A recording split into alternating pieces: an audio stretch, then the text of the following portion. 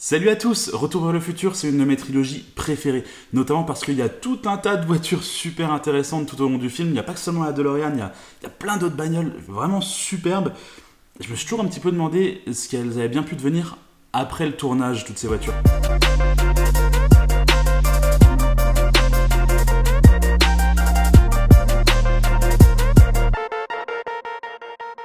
On va commencer par l'évidence même, la star du film.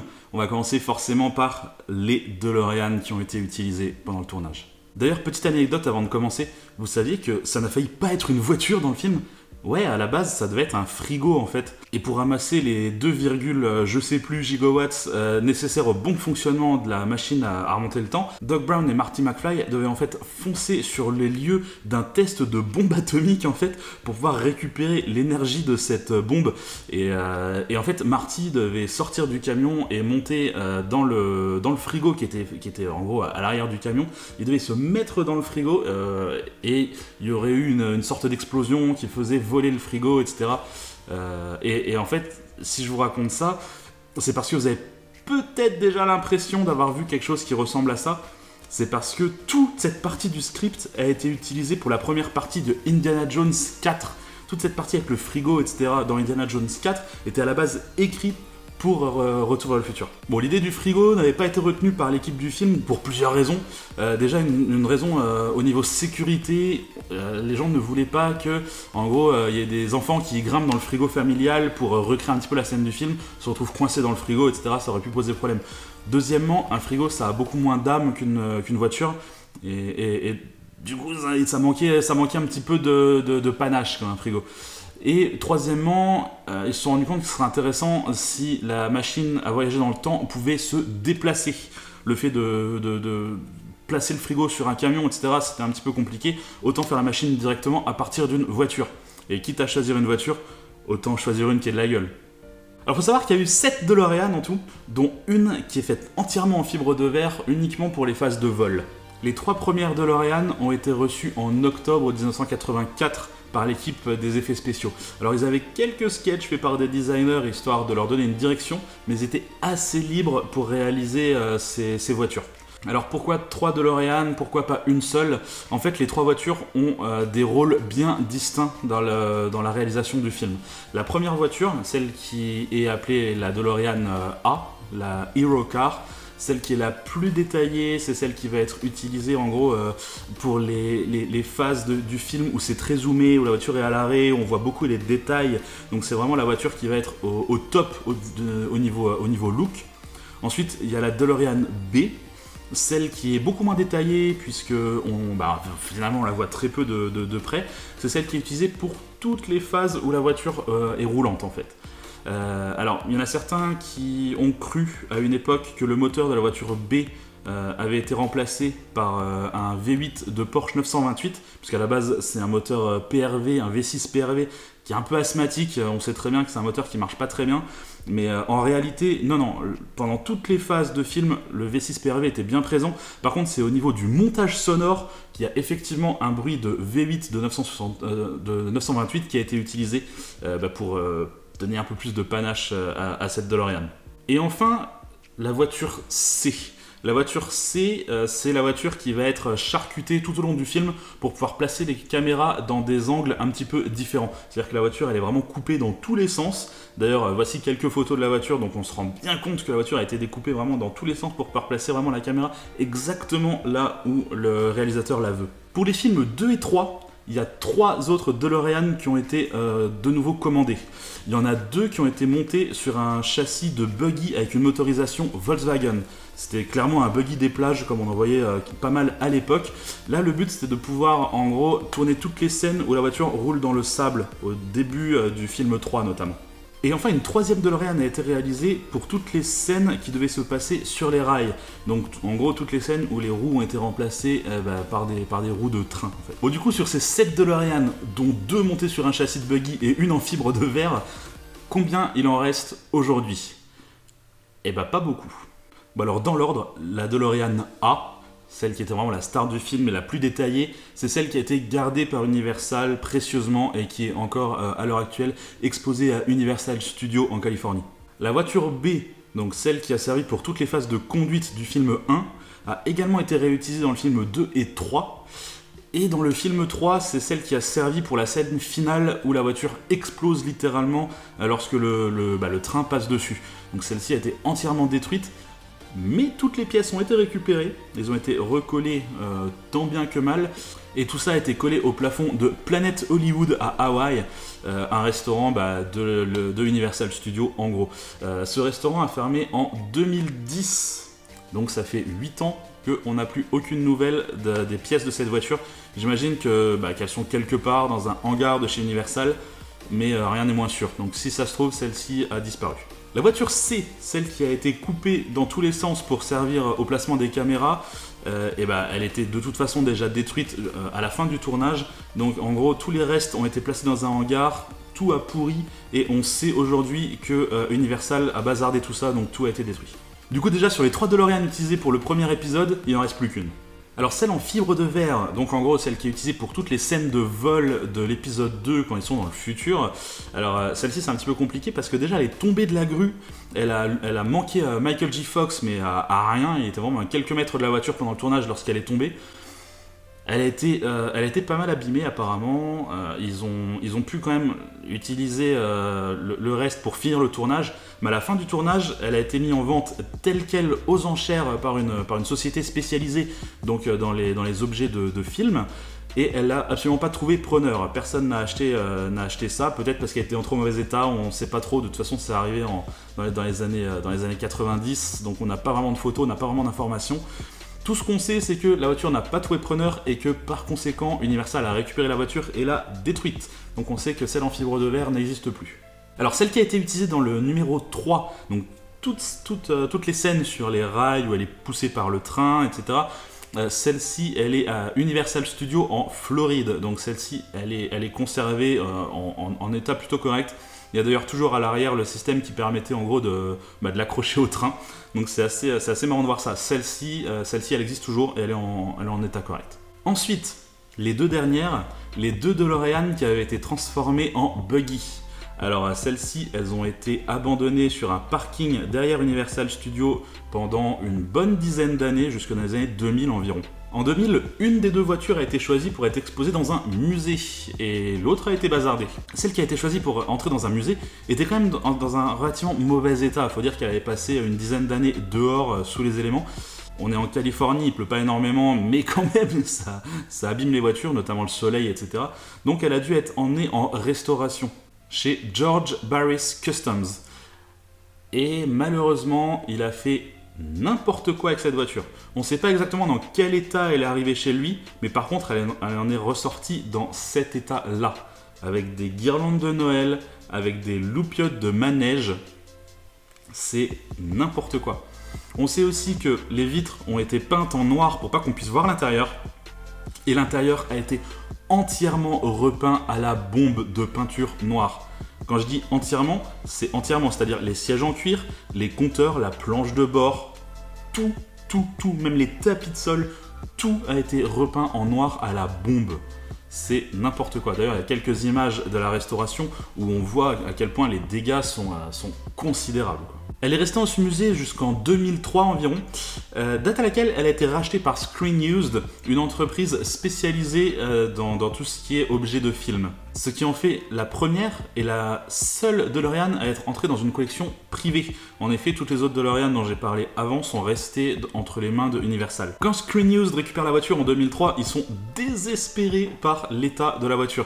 Ils se disent c'est vraiment dommage parce que eux ont l'habitude plutôt d'essayer de conserver le véhicule dans l'état où ils le reçoivent pour que ce soit aussi proche que possible des éléments originaux qui ont été vus à l'écran, quitte à avoir une vraie voiture qui a été utilisée à l'écran et pas une réplique. Autant garder les pièces d'origine. Malheureusement, celle-ci, elle était dans un état beaucoup trop mauvais pour ça. Et du coup, ils ont été obligés de refaire une très grosse partie des pièces. Une rénovation énorme a été entreprise. C'est-à-dire qu'ils ont commencé en 2003 et ils ont fini en 2010. C'est quand même une très grosse restauration. Par contre, au vu des photos, le produit fini est magnifique. Ils ont passé 7 ans sur la voiture, mais par contre, ils ont fait un boulot formidable. La voiture est superbe. On a vraiment l'impression de la revoir exactement comme elle a tourné dans le film. Après la restauration, cette voiture a été vendue à un particulier, vente aux enchères, pour une somme assez conséquente quand même, hein, 541 000 $.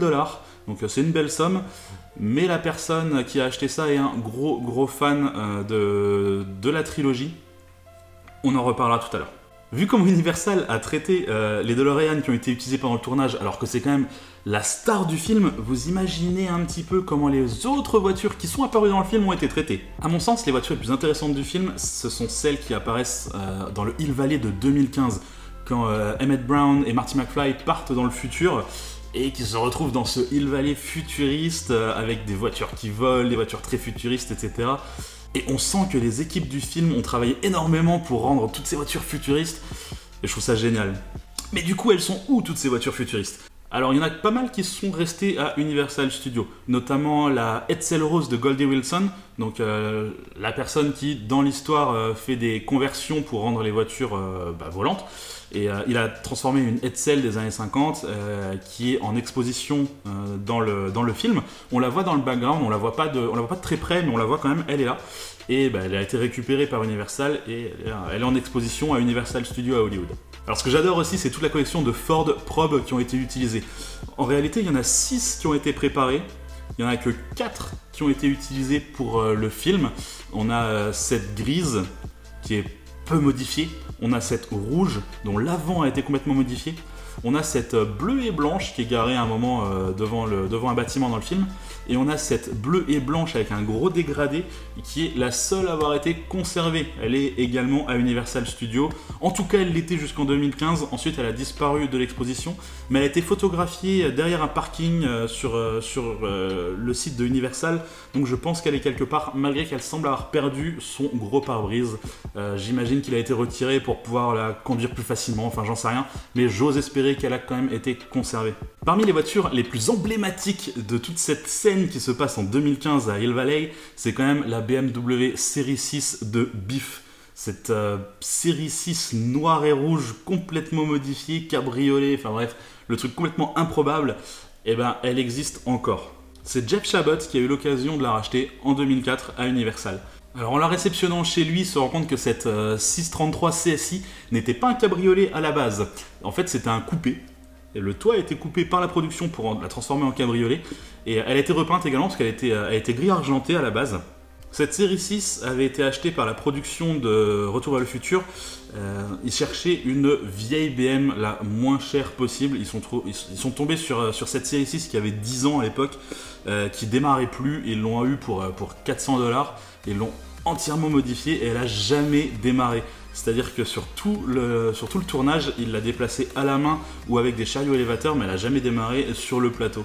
Quand Jeff récupère la voiture en 2004, elle est dans un état déplorable. Je vous le donne en mille, elle a passé 14 ans sur un parking à Universal. Je vous l'accorde, ça commence à faire beaucoup de bagnoles de films qui passent des années sur les parkings d'Universal, mais il y en a plein. Là on parle de Retour vers le futur, mais il y a plein de voitures de plein de films qui sont juste abandonnées sur leur parking. C'est terrible, mais c'est comme ça. Enfin bref, Jeff a passé pas mal de temps pour restaurer cette série 6 aussi proche que possible de comme elle a été vue dans le film. C'est-à-dire qu'il a été jusqu'à laisser le feu arrière cassé, puisque dans le film, on se souvient que Biff, à un moment, veut mettre un coup de batte de baseball à Marty, et que malheureusement, il tape dans sa série 6 et qu'il casse un des feux à l'arrière. D'ailleurs, si on observe bien, on se rend compte que ce ne sont pas des feux de série 6, mais des feux de série 3. Alors je pense qu'à cette époque, il était plus simple de trouver des feux de série 3 que des feux de série 6. Et au cas où il faille retourner la scène plusieurs fois, le coup de la batte de baseball où on casse un phare à chaque fois, je pense qu'il était plus simple de remplacer ça par des feux de série 3 à chaque fois. Si on tourne la scène 5-6 fois, au bout d'un moment ça fait beaucoup de feux. Je pense vraiment que c'était pour ça que des feux de série 3 ont été utilisés et non pas des feux de série 6. Donc ce fameux Jeff a gardé la voiture jusqu'en 2015. Date à laquelle il l'a revendue aux enchères, sûrement pour surfer sur la vague de hype qu'il y a eu à cette époque-là sur le film. Il en a tiré environ 30 000 $, et depuis ce moment-là, on n'a aucune idée d'où se trouve la voiture. Donc elle est sûrement dans une collection privée, quelque part, cachée dans un garage, mais on n'en a pas entendu reparler depuis 2015. Un de mes modèles préférés, c'est les voitures de police de Hill Valley en 2015. C'est la seule voiture de la trilogie qui a été entièrement réalisée d'une feuille blanche en fait. Ils ne sont pas du tout partis à partir d'une voiture existante. Ils sont vraiment partis de rien et ils ont fait toute une carrosserie en fibre de verre. C'est le designer Tim Flattery qui avait travaillé sur le projet et il y a plein de sketchs de concept art en gros de ce qu'il voulait faire sur son site. Donc en voici quelques-uns, je trouve ça super intéressant parce qu'on voit le travail de détail qui a été fait, notamment avec une réflexion sur l'intérieur, etc. Alors que l'intérieur on ne le voit à aucun moment dans le film. Cet intérieur qu'on ne voit pas dans le film, il a pourtant été réalisé et monté dans le véhicule. D'ailleurs, voici une photo de ce qui était installé dans le véhicule. Alors malheureusement, je n'ai trouvé aucune photo existante de ces équipements montés dans la voiture. Ça, c'est des équipements qui ont été démontés par quelqu'un. On ne sait pas trop comment ça s'est passé, mais en gros, les équipements ont été démontés. Il n'y a que ces équipements qui sont dans une collection privée actuellement. C'est intéressant d'avoir une photo de ces éléments, puisqu'on se rend compte à quel point ça respecte scrupuleusement les dessins du designer. Bon, on se rend compte qu'il y a eu énormément de boulot sur ces voitures de police dans Hill Valley. Je trouve que ça s'intègre parfaitement dans le film. C'est le juste milieu entre futuriste mais réaliste. Non, je trouve que c'était vraiment pas mal, c'était bien joué et c'est une de mes voitures préférées de la trilogie. Évidemment, ces voitures de police, comme pratiquement toutes les voitures de la trilogie, ont été abandonnées sur un parking à Universal. À ma connaissance, il y a eu 3 modèles de cette voiture de police qui ont été créés. Comme d'habitude, la Hero Car, donc la A, celle qui est complètement détaillée, celle qui est utilisée pour les shots assez proches, etc. Et il y a eu 2 maquettes qui ont été créées également pour toutes les scènes de vol, mais les portes ne s'ouvrent pas en gros, c'est toute une carrosserie en fibre de verre uniquement, très légère pour les scènes de vol. Ces 2 en fibre de verre, je ne sais pas trop ce qu'elles sont devenues, je sais qu'il y a quelques photos sur internet qui traînent où on les voit simplement dans un champ. Je sais pas trop ce qui est devenu d'elle. Ce que je sais par contre, c'est que la Hero Car, donc celle la plus détaillée, celle-ci a été retrouvée en 2012 en Californie, elle aussi dans un champ, et elle a été rachetée et entièrement restaurée. Alors je sais pas exactement quelle entreprise a fait la restauration, mais ils ont fait ça très bien. C'est-à-dire qu'ils ont même été jusqu'à garder les stickers d'origine, donc toute la livrée police a été gardée, c'est celle d'origine. Ils l'ont simplement masquée pour pouvoir refaire une peinture tout autour. Donc la peinture est neuve, mais les stickers sont d'origine. C'est vraiment le mieux à faire sur ce genre de véhicule. La Hero Car a été vendue en 2017 aux enchères et la société d'enchères avait fait une vidéo à l'époque, donc voici à quoi elle ressemblait en 2017 lorsqu'elle a été vendue. On se rend compte qu'au niveau de l'extérieur, c'est vraiment très propre, il manque quelques pièces, notamment le gyrophare qui est au-dessus, et il manque surtout pas mal de pièces à l'intérieur. Forcément, puisqu'on les a vues tout à l'heure, ils sont dans une autre collection privée. Donc honnêtement, j'espère que la personne qui a acheté cette voiture arrive à entrer en contact avec la personne qui a toutes les pièces de l'intérieur, pour pouvoir rassembler les deux et enfin recréer cette voiture au complet comme elle aurait toujours dû être. Évidemment, je ne peux pas parler des voitures de Retour vers le futur sans vous parler de la Citroën DS qui a été utilisée comme taxi dans l'épisode 2. Elle a été énormément modifiée, mais on reconnaît clairement les lignes des Citroën DS. C'était assez logique finalement d'utiliser une Citroën DS puisque même encore dans les années 80, au moment où le film a été tourné, les lignes étaient encore relativement modernes. Une anecdote assez marrante, c'est que le modèle de Citroën DS a été choisi un peu plus tard dans le process. C'est-à-dire que le designer a commencé à dessiner les lignes de ce qu'il voulait être le taxi de Retour vers le futur. Et ensuite, quelqu'un est venu le voir et lui a dit « Eh mais ce que tu dessines là, ça ressemble quand même vachement à une Citroën DS ». Et c'est comme ça que la Citroën DS a été choisie. Encore une fois, les concepteurs ont été très loin dans les détails, avec un intérieur complet, avec des lumières, des compteurs, il y a même une sorte de petit GPS, une carte de taxi à l'arrière, c'est très complet, c'est très bien fait. On peut même plutôt bien apercevoir cet intérieur dans la scène où Biff paye sa course de taxi et où du coup la porte est ouverte et on voit assez bien ce qui se passe à l'intérieur. Alors cette DS a été certainement dans une collection privée en Hollande, mais elle est maintenant en France. Oui, elle est dans une collection française à l'heure actuelle. En fait, elle est dans la collection de voitures de film de Movie Car Central. C'est une entreprise qui fait de la location de voitures, qui présente des voitures de film, etc. D'ailleurs, ils ont une chaîne YouTube et je vous conseille d'aller voir parce qu'il y a de très belles vidéos. Et pour finir, parce qu'il faut bien finir à un moment, j'ai choisi une des voitures du film qui n'a subi aucune modification pour les besoins du film. Une voiture pratiquement d'origine, mais qui a quand même une sacrée histoire à nous raconter. Je veux parler du pick-up Toyota que Marty roule lorsqu'il n'est pas dans ses aventures temporelles. Alors il apparaît pour la première fois dans le premier film, à la toute fin du premier film, lorsque Marty revient du passé. Celui qui a été utilisé pour cette scène a été offert dans un concours juste après le tournage, et donc c'est un particulier qui l'a récupéré à ce moment-là, et il l'a accidenté très rapidement après, donc celui-ci a fini à la casse et il a été détruit. Mais lorsque le véhicule a dû réapparaître dans l'épisode 2 et 3, ils ont dû en acheter un autre, le remodifier de la même façon avec les longues portées, etc. Donc ce deuxième pick-up a été revendu par la production après le tournage du film 2 et 3. Il a été utilisé comme véhicule de tous les jours par quelqu'un qui ne savait même pas que son véhicule avait tourné dans Retour vers le futur. Le véhicule a été repeint en orange avec un intérieur bleu. Ne me posez pas la question, je sais pas, c'est pas moi qui ai choisi les couleurs. Il y a des gens qui ont des goûts comme ça, il faut pas leur demander. Par la suite, et c'est là que l'histoire devient un petit peu folle, c'est que cette personne se fait voler son pick-up par un cartel de drogue mexicain. Oui, forcément, ce genre de pick-up très solide, c'est vraiment ce que va rechercher ce genre de personne qui veut pouvoir traverser la frontière, etc. En transportant de la drogue. Donc c'est pour ça que ce pick-up a été volé donc, aux États-Unis puis ramené côté mexicain. Donc il a été utilisé pendant plusieurs années par ce cartel de drogue. Et ensuite, la police mexicaine a arrêté tout ce petit monde, s'est rendu compte que ce pick-up venait à la base des États-Unis et il a été rendu à son propriétaire. Donc le véhicule est retourné aux États-Unis à ce moment-là. Et c'est en décembre 2012 que Time Machine Restoration, une entreprise spécialisée dans la restauration d'objets en rapport avec la trilogie de Retour vers le futur, retrouve ce véhicule, donc le localise et le rachète. Eux par contre ils sont déjà en pleine restauration de la DeLorean A, donc celle qui a été gardée par Universal. Et c'est beaucoup de travail, donc ils savent très bien qu'ils vont pas pouvoir s'occuper de ce pick-up également. Et du coup, ils décident de le revendre. Mais par contre, ils veulent le revendre à quelqu'un qui saura le restaurer correctement. Ils veulent pas se faire avoir comme la DeLorean Buggy des années 2000. Et donc, ils cherchent quelqu'un qui sera capable, en gros, de prendre soin de cette voiture. Et ils vont contacter qui? Et bien, ils vont justement contacter la personne qui a racheté la DeLorean Buggy, celle qui a fait entièrement la restauration, celle qui l'a racheté, etc.